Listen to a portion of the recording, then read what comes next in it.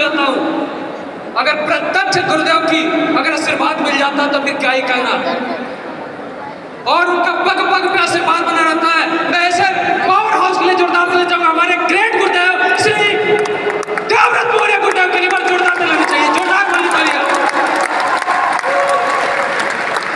आज के डेट में गुरुदेव हम सब के लिए जामवंत का काम करते हैं, ये सब लोग जामवंत का काम करते हैं। हिंदुस्तान के कोने कोने में जाकर के देवेंद्र सिंह जैसे जो लड़के हैं उनके अंदर छुपे हुए शक्तियों को जगाने का काम करते हैं गुरुदेव, ये सब लोग। इसी क्रम में मैं चाहूंगा कि हमारे ग्रेट अपलाइन श्री सचिन सिंह हानिया सर, जो मेरे मेंटोर हैं, जिनका हर पल हर पग पग पे सपोर्ट रहता है और बहुत ही अच्छे से सपोर्ट करते हैं, मैं चाहूंगा सचिन सर के हमारे जोरदार प्ले होने चाहिए। एक बार जोरदार तालियां, जोरदार तालियां।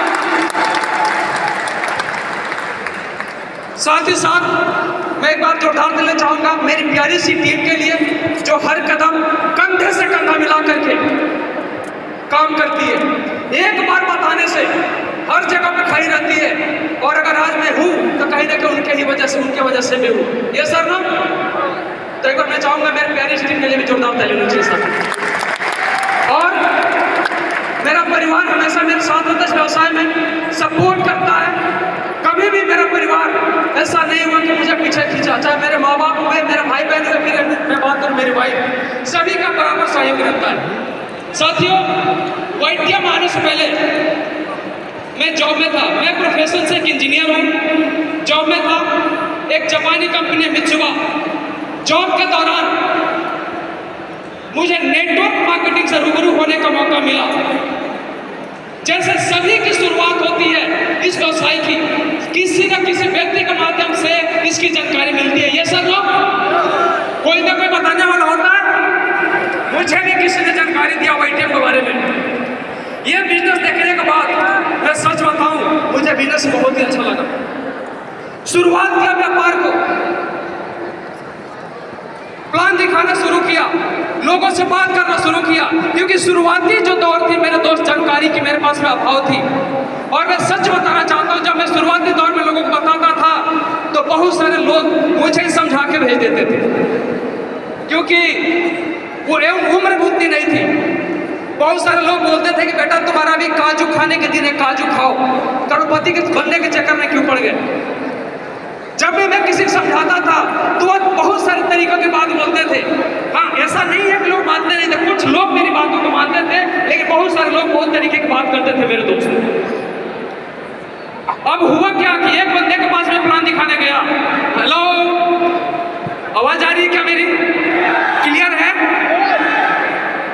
एक व्यक्ति के पास में प्लान दिखाने गया तो वो क्या बोल रहा है जानना चाहेंगे?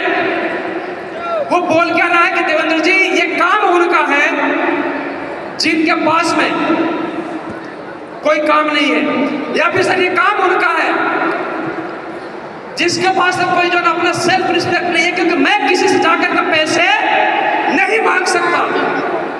बहुत सारे लोग सोचते हैं, ऐसा सोचते हैं ये सर लोग। एक व्यक्ति ने क्या बोला कि ये काम मैं बिल्कुल नहीं कर सकता, ये उनका काम है सर, पैसा मांगने का, मैं पैसे किसी से मांग नहीं सकता। साथियों, ये बात मुझे बहुत बुरी लगी। फिर उससे मैंने बोला कि क्या तुमने आज तक किसी से पैसे नहीं मांगा क्या? हेलो, मांगा कि नहीं मांगा? क्योंकि वो मेरा मित्र था, मैं जानता था। उसके घर में अगर किसी की तबीयत खराब होती थी तो वो जो अपने फूफा से, चाचा से, चाची से, मौसा से कभी 50,000, कभी 20,000, कभी 1 लाख, कभी शादी पड़े तो पैसा, हर तरीके से पैसा मांगता था वो। मेरे से भी कई बार उसने कर्जा ले रखा था। मैंने बोला कि मेरे भाई, तू मेरे से कई बार पैसा मांग चुका है, जब तुमको 10,000 पैसा मांगने में शर्म नहीं आ रहा है, 10,000 रुपये मांगने में शर्म नहीं आ रहा, 50,000 मांगने में शर्म नहीं आ रहा है, तो मैं बोलना चाहता हूँ कि 5,000 मांगने में क्या शर्म है? जिंदगी में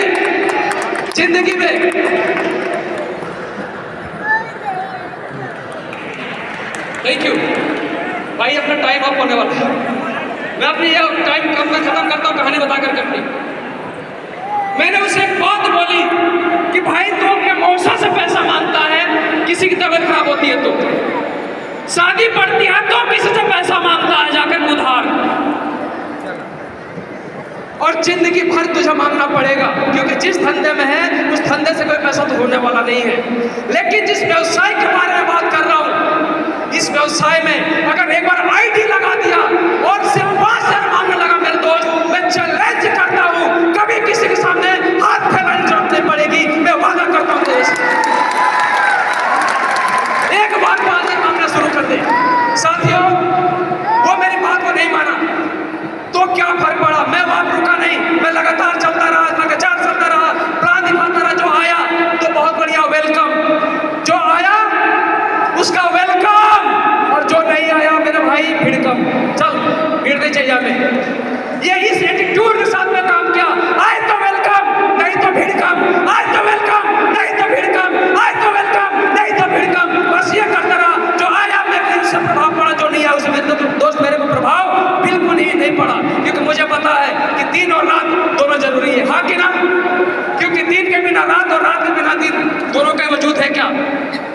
अगर सिर्फ धरती पे मेल हो और फीमेल ना हो, या फिर सिर्फ फीमेल हो और मेल ना हो, क्या दोनों में से किसी का वजूद है? बचेगा क्या?